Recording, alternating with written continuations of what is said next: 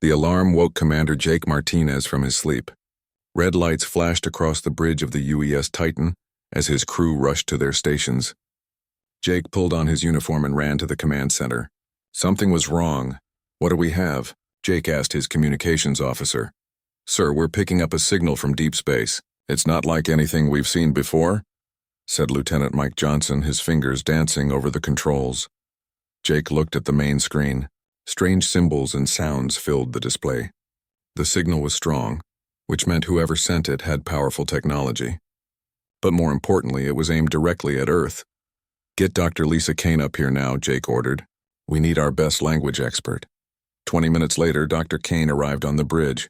She was still in her sleeping clothes, but her eyes were wide with excitement. Lisa had spent her whole life studying alien languages, even though humans had never met any aliens before. Play it again, she said, pulling up a chair next to the communication station. The signal repeated. Strange clicks and musical tones filled the bridge. Lisa listened carefully, her computer trying to find patterns in the sounds. Commander, this is definitely artificial. Someone is trying to talk to us, Lisa said. Give me a few hours and I might be able to make sense of it. Jake nodded. All right, people. This could be first contact. Everyone stays calm and follows protocol. Hours passed. Lisa worked without stopping, her computers running millions of calculations. Slowly, the alien sounds began to make sense. The language was complex, but it followed rules just like human languages. I've got something, Lisa called out. Jake hurried over to her station. The message is from something called the Cathari Collective. They're trying to communicate with us because they need help, Lisa explained. But Commander, there's something else. They've been watching us. Jake felt a chill run down his spine. Watching us? For how long? According to this, they've been monitoring our radio signals for decades. They know about our wars, our technology, everything, Lisa said, her voice shaking slightly. The main screen displayed Lisa's translation as the message played again. The words that appeared made Jake's blood run cold. People of Earth, we are the Cathari. We have watched your species from the distant stars. We know you call yourselves warriors and survivors. We know your history is filled with conflict and death. We have seen your weapons and your willingness to fight. Jake looked around the bridge. His crew was listening to every word. The message continued. We come to you now because we are dying. An ancient enemy has found our worlds. We call it the Devourer. It consumes everything in its path. Our weapons cannot stop it. Our shields cannot protect us. Our people are being destroyed. Lisa paused the translation. Sir, they're asking for help. But listen to how they talk about us. She played the next part. We know your species is dangerous. We know you are violent and unpredictable. In our language, we call your kind the monsters from the small blue world. But we are desperate. If there is any mercy in your nature, please help us. We have nowhere else to turn. The bridge fell silent. Jake stared at the screen, processing what he had just heard. These aliens thought humans were monsters, but they were still asking for help. There's more, Lisa said. They're sending coordinates. A location in space about 60 light years from here. And Commander, they're not just asking, they're begging. Jake walked to the center of the bridge. He thought about Earth, about humanity's long history of war and conflict. Maybe the aliens were right. Maybe humans were monsters. But they were monsters who answered when someone called for help. Get me a direct line to Earth Command, Jake ordered. We need to report this immediately. Within hours, the message had reached the highest levels of Earth's government. Admirals, generals, and politicians debated what to do. Some said it was too dangerous. Others said it might be a trap. But in the end, they made a decision that would change everything. Captain Ryan Brooks received the orders personally. He was to take a fleet of Earth's best ships and answer the Cathari call for help. The mission was simple. Save an alien civilization from extinction. Sir, do we know what we're getting into? Asked his second-in-command, Lieutenant Commander Amy Rodriguez. No, Ryan replied honestly. But we know they're dying and they asked us for help. That's enough. As the human fleet prepared to leave Earth, more alien messages arrived. These weren't meant for human ears. Lisa had learned to intercept and translate Cathari communications between their ships. Commander, you need to hear this, Lisa said, playing a conversation between two Cathari officers. The humans have agreed to help us, said one voice. Are you certain this is wise? Replied another. They are primitive beings. They still use metal ships and explosive weapons. They fight wars among themselves for resources. We have no choice, said the first voice. The Devourer has adapted to all our technology. Perhaps these crude monsters can do what we cannot. And if they succeed, what then? We will have invited the most dangerous predators in the galaxy into our space. Then we pray they show us the same mercy we are begging for now. Jake listened to the conversation with a grim smile. The aliens thought they were calling monsters for help. They had no idea how right they were. But these monsters were about to do something the aliens didn't expect. They were going to save them. The human fleet left Earth's solar system 3 days later, 60 ships carrying the best soldiers, weapons, and mines humanity had to offer. They were heading into unknown space to fight an enemy they knew nothing about, to save aliens who thought they were monsters. As the ships jumped to faster-than-light travel, Jake looked at the stars and wondered what they would find. The Cathari had watched humans for decades. They had seen Earth's wars and violence. They thought they knew what humanity was capable of. They were about to learn they hadn't seen anything yet. The journey would take 2 weeks. 2 weeks to travel to a distant star system where an ancient enemy was destroying an entire civilization. 2 weeks to prepare for a war unlike any humans had ever fought. The aliens had begged for mercy. Now humanity was bringing it to them, along with something the galaxy had never seen before. Human fury directed at something that hurt the innocent. The Devourer had made a mistake. It had threatened someone under humanity's protection. That was going to cost it everything. 2 weeks later, the human fleet dropped out of faster-than-light travel at the edge of the Cathari home system. What they saw made everyone on the bridge stop talking. Admiral Sam Turner stood on the command deck of the UES Sovereign, watching the main screen in horror. 3 planets in the outer system were gone. Not destroyed, gone. Where rocky worlds should have been, only empty space remained. "My God," whispered Captain Ryan Brooks, standing beside the Admiral. "What could do this?" "Sir, we're getting multiple contacts," reported Lieutenant Commander Amy Rodriguez from her station. "The Cathari have over 100 ships in this system, but they're all running." Through the view screen, they could see the alien ships. They were beautiful things, made of what looked like living crystal that glowed with soft blue light. But they were fleeing in panic from something massive near the system's 4th planet. "Get me a communication channel with the Cathari," Admiral Turner ordered. "Let them know we're here." The response came quickly. A crystalline being appeared on the screen, its body made of transparent blue material that sparkled in the light. When it spoke, the translation software Dr. Lisa Kane had built turned its musical tones into words. "Humans. You came." The alien's voice was filled with relief and fear. "I am High Resonance Felthara, leader of what remains of my people. The Devourer has taken 3 of our worlds. We have lost millions. We're here to help," Admiral Turner replied. "What exactly are we fighting?" "Machines. Ancient machines that learn and adapt. Every weapon we use against them becomes useless after the first attack. They study our technology and become immune to it." Lieutenant Commander Rodriguez pulled up tactical data on her screen. "Sir, I'm reading massive energy signatures near the 4th planet. Whatever's there, it's bigger than anything we've ever built. Send a scout ship," Turner ordered. "I want to see what we're dealing with." Captain Tony Mitchell took his fast attack ship, the UES Lightning, toward the 4th planet. What he found there would change how humans thought about warfare forever. The Devourer wasn't one ship. It was hundreds of them, all connected together like a massive mechanical spiderweb. Each ship was the size of a human city, and they were tearing the planet apart piece by piece, taking the metal and rock for something. "Admiral, you need to see this." Tony's voice came over the radio. His ship's cameras showed machines the size of buildings crawling over the planet's surface. They moved like living things, but they were clearly artificial. "They're harvesting everything," Tony reported. "The entire planet is being consumed." On the Sovereign, Dr. Paul Bennett studied the images with growing concern. "Admiral, these machines are incredibly advanced. Their technology is centuries ahead of ours." High Resonance Felthara's image flickered back onto the screen. "You see now what we face. For 6 months we have fought them. Every strategy fails. Every weapon becomes useless. They adapt too quickly." Admiral Turner studied the alien leader. The crystalline being was clearly desperate, but there was something else in its manner. Fear, not just of the Devourer, but of the humans themselves. "How many people have you lost?" Turner asked. 40% of our population, nearly 6 billion lives." Felthara's crystal body seemed to dim. "We cannot evacuate fast enough. They consume our worlds faster than we can flee."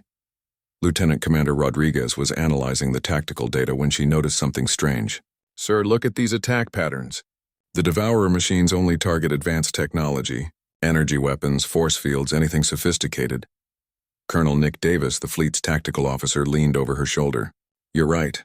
They ignore anything that doesn't register as a threat to them." "What do you mean?" Admiral Turner asked. "They're programmed to fight advanced civilizations," Davis explained. "They scan for energy signatures, complex technology, sophisticated weapons. But our ships are metal boxes with rockets and guns," Turner finished understanding. "To them, we might look like primitives." Dr. Bennett pulled up more data. "The Cathari use pure energy weapons, force fields, biotechnology, everything the Devourer has learned to counter. But we still use kinetic weapons, chemical explosives, basic physics." High-resonance Felthara listened to this conversation with growing confusion. "You speak of primitive weapons as if they are advantages. How can crude technology defeat what our advanced science cannot?" Admiral Turner smiled grimly. "Because we're not advanced, and that might save all of us."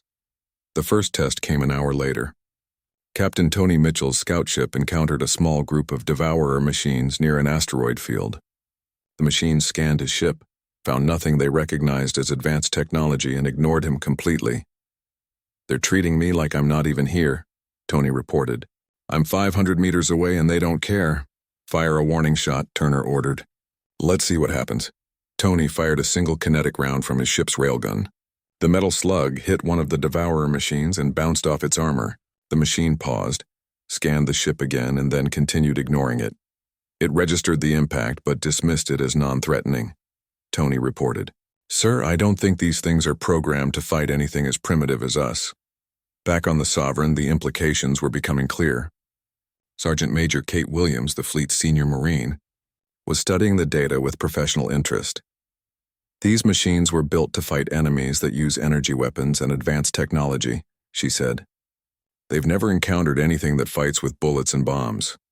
The question is," said Admiral Turner, "can bullets and bombs hurt them?" "Only one way to find out," replied Colonel Davis. The answer came sooner than expected. A group of Devourer machines detected the main Cathari fleet and moved to attack. The crystalline ships tried to fight back with their energy weapons, but the machines adapted within minutes. The Cathari weapons became useless. "Admiral, they're slaughtering the Cathari fleet," Rodriguez reported. "Should we intervene?" Turner looked at his officers. They were outnumbered, outgunned, and facing technology they didn't understand. But beings who had asked for help were dying. "All ships, attack formation," Turner ordered. "We're going in." "Sir, are you sure about this?" Captain Brooks asked. "No," Turner replied. "But they begged for mercy, and we answered. Now let's show these machines what monsters from Earth can do." The human fleet moved toward the battle. 60 ships against hundreds of Devourer machines. Metal and gunpowder against ancient technology. High-resonance Felthara watched the human ships approach with a mixture of hope and terror. The humans were brave, but they seemed so primitive compared to the Devourer. Crystal beings across the fleet whispered prayers for the crude monsters who had come to save them. They had no idea what they were about to witness. Humanity was about to introduce the galaxy to something it had never seen before. Tactical chaos backed by absolute determination. The Devourer machines turned their attention to the approaching human fleet. They scanned the metal ships, found nothing they recognized as a threat, and prepared to destroy them as easily as they had destroyed everything else. They were about to learn that sometimes the most dangerous enemy is the one you don't see coming. The first human ship to engage the Devourer was the UES Storm, commanded by Captain Steve Morgan. The ancient machines had just finished adapting to the Cathari energy weapons when the human fleet arrived. The machines scanned the approaching ships and found nothing worth worrying about. That was their first mistake.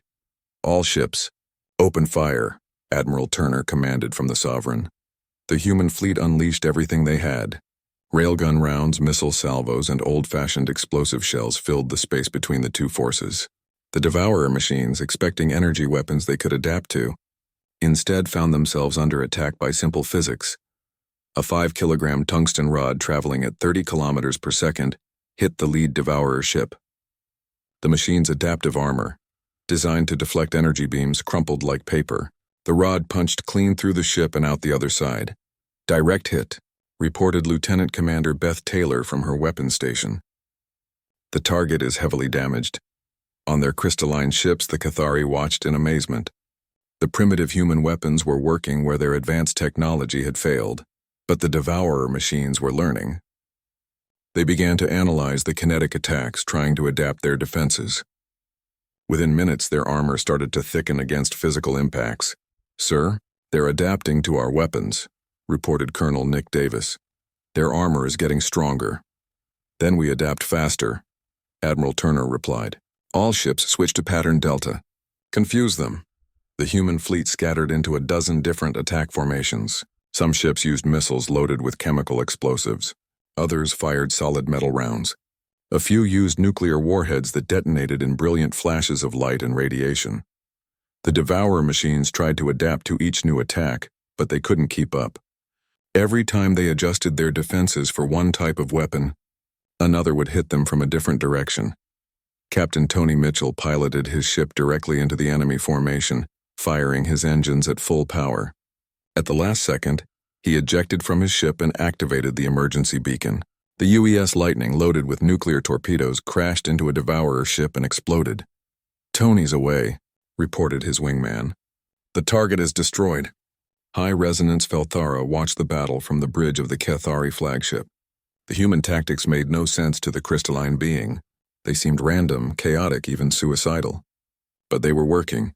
How do they fight so unpredictably? Felthara asked the human liaison, Dr. Lisa Kane, who had transferred to the Cathari ship to coordinate the battle. "Because we don't think like machines," Lisa replied. "Watching another human ship ram a Devourer vessel, we improvise. We take risks. We do things that don't make logical sense." The real shock came when the human Marines joined the fight. Sergeant Maria Santos led a boarding party onto a damaged Devourer ship. The Marines used nothing but modified assault rifles and improvised explosives. But they moved through the alien vessel like they had trained for it their whole lives. "How are they destroying the internal systems?" asked a Cathari officer watching the battle feed. "They're not trying to shut down the technology," Lisa explained. "They're just breaking everything they can find. Cutting power cables, setting off explosives in random locations, shooting anything that looks important." The Devourer machines inside the ship tried to stop the human boarders, but they couldn't predict what the Marines would do next. The humans didn't follow any logical attack pattern. They split up, rejoined, used unconventional routes, and destroyed systems the machines didn't even know were critical. "Sergeant Santos to all units," came Maria's voice over the radio. "I'm in what looks like the main computer core. Setting charges now." The Devourer ship exploded from the inside out. The machines had never encountered an enemy that would enter their own vessels and destroy them from within. But the humans weren't done. Lieutenant Colonel Frank Weber led another group of Marines onto a second Devourer ship. This time, they brought something the machines had never seen before. Improvised weapons. "Sir, their adaptive systems can't process what we're using," reported Sergeant Carl Brooks. "I'm attacking their sensors with a modified welding torch and they don't know how to respond." The human engineers were creating new weapons during the battle itself. Technician Laura King used spare parts to build an electromagnetic pulse device that shut down Devourer systems for several minutes. Another team used mining equipment to drill through the machine's hull armor. "They're making it up as they go," Felthara whispered, watching the humans work. "How can they be so effective without a plan?" "Because chaos is our plan," Lisa replied. "We've been fighting each other for thousands of years. We know how to improvise, how to adapt, how to win when we're outmatched." The turning point came when Admiral Turner made a decision that horrified the Cathari. 3 human ships, badly damaged and about to be destroyed, turned directly toward the largest Devourer vessel and activated their nuclear self-destruct systems. "All hands. Abandon ship," came the calm voice of Captain Dan Rogers from the UES Fury. "It's been an honor serving with you all." The 3 ships exploded simultaneously against the Devourer command vessel. The combined nuclear blast tore through the machine's defenses and destroyed its central processing unit. Suddenly, dozens of Devourer ships stopped moving. Without their command ship, they became confused and vulnerable. "Now," Admiral Turner ordered, "hit them while they're confused." The human fleet pressed their attack. Ships that had been playing dead suddenly came to life and opened fire. Marines who had been hiding in asteroid fields launched surprise attacks. The entire human force coordinated their assault like a pack of wolves bringing down prey. The Cathari watched in amazement and terror as the humans destroyed the Devourer fleet. But the cost was enormous. Nearly half the human ships were destroyed or heavily damaged. Thousands of Marines and sailors had died in the battle. "Why do they sacrifice themselves so easily?" asked a young Cathari officer. "Because they care more about winning than surviving," Felthara replied, beginning to understand what they had unleashed. As the last Devourer ship exploded, Admiral Turner opened a channel to the Cathari fleet. "High Resonance Felthara, this is Admiral Turner. The immediate threat has been neutralized. How are your people?" We are safe, Admiral," Felthara replied. "But how? How did you defeat machines that adapted to everything we tried?" "Because we're not trying to outthink them," Turner explained. "We're just trying to outfight them. Sometimes the best strategy is no strategy at all." Dr. Paul Bennett's voice came over the communication channel. "Admiral, I've been analyzing the wreckage. These machines weren't just attacking randomly. They were following a program, searching for something specific." "What kind of something?" Turner asked. "Advanced civilizations. They're not just destroyers, they're scouts. They were sending information back to somewhere else. The implications hit everyone at once. The Devourer machines they had just defeated were not the main threat. They were just the advance force for something much worse." "Admiral," came High Resonance Felthara's voice filled with new fear. "If these were only scouts, what are they scouting for?" Admiral Turner looked at the wreckage floating in space. Human ships and Devourer machines drifted together in the darkness. His people had won the battle, but the war might be just beginning. "I don't know," he replied. "But whatever it is, it knows about us now. It knows that humanity exists." The Cathari had begged for mercy and humanity had answered. But in saving one species, they might have doomed the entire galaxy. Something ancient and terrible now knew that Earth's monsters were real, and it was coming for them. 3 weeks after the first battle, General Alex Thompson arrived from Earth with the largest military fleet humanity had ever assembled. 200 ships carrying 500,000 soldiers and enough weapons to level continents. The message was clear. Earth was taking this threat seriously. The Cathari system had become a fortress. Human ships patrolled every asteroid belt and moon. Marines had set up bases on a dozen worlds, turning them into weapons platforms. The crystalline aliens watched in amazement as their peaceful star system became the most heavily armed place in the galaxy. "General Thompson, we've located the source," Spice reported Captain Tony Mitchell from the bridge of his new ship. Deep space reconnaissance had become his specialty since the first battle. "The Devourer signals are coming from a dead system about 50 light-years from here, General." Thompson studied the star charts in the command bunker on Cathari Prime. The alien world's crystal cities had been turned into human military bases almost overnight. "What kind of dead system?" "Ancient. The star burned out millions of years ago, but there's still massive energy signatures coming from several planets," Tony explained. "Sir, whatever built the Devourer is still there." Dr. Helen Price, Earth's leading expert on alien technology, had been studying captured Devourer machines for weeks. Her findings painted a disturbing picture. "General, these machines were created by a species called the Vorthak," she reported. "According to the data I've extracted, the Vorthak were an advanced civilization that faced some kind of galactic threat. They built the Devourer as a defense system." "Defense against what?" Thompson asked. "Something they called the Void Seekers. The data is corrupted, but from what I can understand, the Vorthak were terrified of them.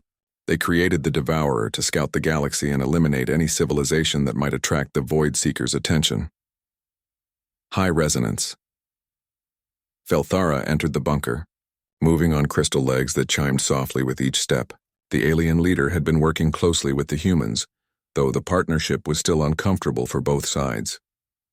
"General Thompson, my people have recovered more historical data," Felthara said. "The Vorthak were not evil. They were trying to protect the galaxy by destroying civilizations before they became too advanced." "Too advanced for what?" asked Colonel Frank Weber, who had been promoted after his heroic actions in the first battle. "To be noticed by something worse than them," Felthara replied. "But now the Devourer has sent a signal back to the dead system. The Vorthak will know that their scouts were destroyed." General Thompson looked at the tactical displays showing human ships spread across the system. "How long before they respond?" "Unknown," Dr. Price said. "But General, there's something else. The Devourer wasn't just scouting for advanced civilizations. It was looking for species with specific characteristics: aggression, adaptability, tactical thinking. Species like us, Thompson said grimly. Exactly. The Vorthak programmed their machines to find races that could fight the Void Seekers. They've been searching for thousands of years. And now they found us. Captain Dan Rogers, newly promoted after surviving his ship's destruction in the first battle, spoke up from his position at the communication station. Sir, we're receiving multiple signals from the dead system. Something big is coming. The next few days proved him right. Long-range sensors detected a massive fleet leaving the Vorthak system. Unlike the Devourer scouts, these ships were enormous, each one the size of a small moon. How many? Thompson asked. 27 capital ships, reported Major Susan Clark from her position at the sensor station. Each one is carrying thousands of smaller vessels. Sir, it's an invasion fleet, but the humans weren't waiting for the enemy to come to them. General Thompson had learned from studying human military history. The best defense was often a good offense. Prepare Strike Force Alpha, he ordered. We're going to hit them before they reach Cathari space. Lieutenant Commander Ray Edwards led the advance force. His job was to scout the Vorthak fleet and identify weaknesses. What he found was both encouraging and terrifying. General, the Vorthak ships are incredibly advanced, he reported over long-range communication, but they're old. Some of these vessels have been in space for millions of years. Their technology is sophisticated, but it's also predictable. Predictable how? Thompson asked. They follow patterns, sir. Logical attack formations, systematic targeting, coordinated movements. They fight like a computer program because that's essentially what they are. Dr. Price's voice joined the conversation from her laboratory. Ray's right. The Vorthak uploaded their consciousness into machines millions of years ago. They're not really alive anymore. They're artificial intelligences following ancient programming. This gave General Thompson an idea. If the Vorthak fought like machines, then human unpredictability would be their greatest weapon. All units, listen carefully, he broadcast to the human fleet. We're not going to fight them ship to ship. We're going to fight them like humans. The plan that followed would have seemed insane to any other species in the galaxy. Small human ships would attack the massive Vorthak vessels using hit-and-run tactics. Marines would board enemy ships and cause chaos from within. Engineers would sabotage critical systems using improvised weapons and explosives. Captain Steve Morgan led the first wave of attacks. His ship, loaded with nuclear mines, flew directly into the Vorthak formation. At the last second, he ejected the mines and pulled away, letting the explosives drift into the enemy fleet like invisible threats. Mines deployed, he reported. The Vorthak are trying to scan them, but they can't figure out what they are. The nuclear mines exploded randomly throughout the enemy fleet. Some destroyed ships immediately. Others damaged critical systems. But the real effect was psychological. The Vorthak couldn't predict when or where the next explosion would come. Meanwhile, Sergeant Maria Santos led a marine assault on a damaged Vorthak ship. Her team used cutting torches to burn through the hull and entered the vessel through holes they made themselves. The interior is completely automated, she reported as her Marines moved through the ship. No crew, just machines. But the machines don't know how to respond to us. The Marines destroyed everything they could find. Power conduits, processing units, navigation systems. Anything that looked important became a target. The Vorthak ship's automated defenses tried to stop them, but the machines couldn't predict human behavior. Sergeant Santos, can you reach the main computer core? Asked General Thompson. Already here, sir. Setting demolition charges now. This ship won't be bothering anyone again. The battle continued for hours. Human ships darted in and out of the Vorthak formation like angry wasps, striking targets and disappearing before the enemy could respond. Marines boarded ship after ship, causing destruction from within. Engineers created new weapons during the fight itself, using spare parts and salvaged equipment. But the cost was enormous. For every Vorthak ship destroyed, the humans lost dozens of their own vessels. Brave men and women died by the thousands, sacrificing themselves to protect people they had never met. General, we can't keep this up, reported Admiral Turner from his flagship. We're losing too many ships. How many Vorthak vessels are left? Thompson asked. 15 capital ships, but they're retreating. Sir, I think we scared them. Dr. Price's excited voice came over the communication channel. General, I've been analyzing the Vorthak response patterns. They're confused. Their programming doesn't know how to handle an enemy that acts irrationally. Then we keep acting irrationally, Thompson replied. All units pursue the enemy. Don't let them escape. The chase led the human fleet deep into space, following the retreating Vorthak ships toward their home system. But as they got closer to the dead star, something strange happened. General, I'm reading massive energy signatures from the Vorthak homeworld, reported Captain Mitchell. Something down there is powering up. Dr. Price analyzed the sensor data and her face went pale. General, that's not just a power source. It's a weapon. The entire planet has been turned into some kind of massive gun. Target? Thompson asked, unknown. But based on the energy output, it could destroy an entire star system. Lieutenant Commander Edwards, who had been monitoring Vorthak communications, suddenly spoke up. Sir, I'm intercepting their transmissions. They're not trying to destroy us. They're trying to call something. Call what? The Void Seekers. The Vorthak think we're the army they've been looking for. They want us to fight their ancient enemy. General Thompson stared at the tactical display. Humanity had come to save the Cathari from the Devourer. Instead, they had stumbled into a war that had been going on for millions of years. And somewhere in the darkness between stars, something ancient and terrible was awakening, drawn by the conflict and the promise of new prey. The Vorthak had found their champions. Now the real war was about to begin. The dead Vorthak homeworld hung in space like a massive weapon pointed at the stars. General Thompson's fleet approached the ancient planet carefully, knowing they were flying into the heart of a civilization that had existed for millions of years.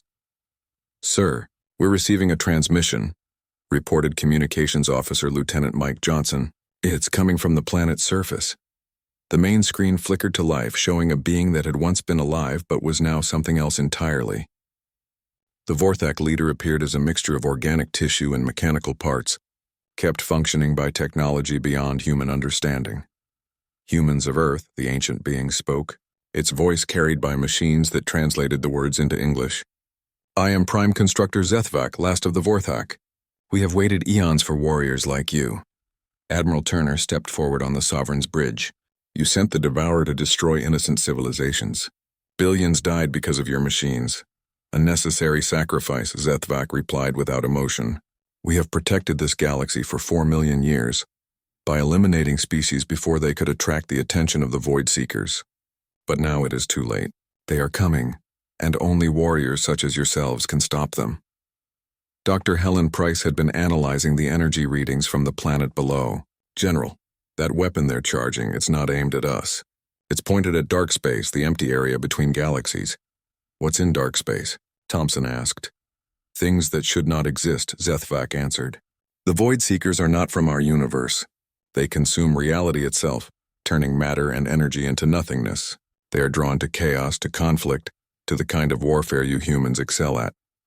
High Resonance Felthara, who had insisted on joining the human fleet despite the danger, spoke up from the communication station. You destroyed my people's worlds to prevent this? Better that a few billion die than all life in the galaxy be consumed, the Vorthak leader replied. But your human allies have changed everything.